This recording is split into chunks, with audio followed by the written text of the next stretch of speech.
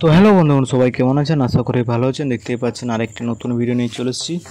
তো আজকে আমি সার্ভেটেকের রাউটার কনফিগার করে দেখাচ্ছি। তো ডিফল্ট পাসওয়ার্ড আপনার রাউটারের পেছনে সব কিছু লেখা থাকে, ইউজার নেম পাসওয়ার্ড।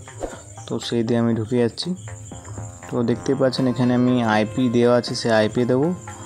আর এটা হচ্ছে ট্যাগে হচ্ছিল, যেহেতু আপনার ভিলেন আছে তাই ট্যাগ ভিলেন আইডি দিচ্ছে এখানে। আর এখানে আইপি দিচ্ছি কাস্টমার আইপি। সব কাস্টমার আলাদা আলাদা স্ট্যাটিক আইপি যদি হয় তাহলে মানে প্রত্যেক কাস্টমার প্রত্যেক ইউজারের আলাদা আলাদা স্ট্যাটিক আইপি হয়। তো আমি এখানে আইপি চেঞ্জ হচ্ছে, একটা কোম্পানি থেকে আরেক কোম্পানি হচ্ছে, তাই আমি এখানে আইপিটা চেঞ্জ করে নিচ্ছি। তো দেখতেই পাচ্ছেন এখানে আমি আইপি চেঞ্জ করছি। আইপি চেঞ্জ করার পর এখানে সাবনেট,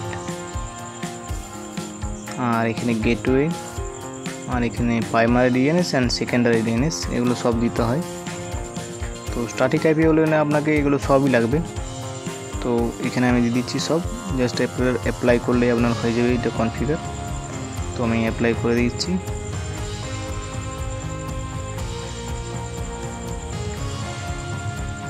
লোড হতে টাইম নিচ্ছে। তো দেখে নিচ্ছি কনফিগারটা, আরেকবারটা আমি অ্যাপ্লাই করে নিচ্ছি। আর যারা এখনও আমার চ্যানেলটি সাবস্ক্রাইব করেনি তারা সাবস্ক্রাইব করে দেবেন, খুব তাড়াতাড়ি আমাদের 2000 সাবস্ক্রাইব হয়ে যাবে। তো এইখানে দেখতে পাচ্ছেন কনফিগারটা কী হবে। আমি এটা ট্যাগে হয়, ওখানে যদি ভিলেন থাকে তো ট্যাগে হবে, যদি ভিলেন না থাকে তাহলে আনট্যাগ হবে। যেহেতু এটা ভিলেন আছে কাস্টমারের অপারেটরের, তাই এটা ভিলেন আইডি দিয়ে হচ্ছে।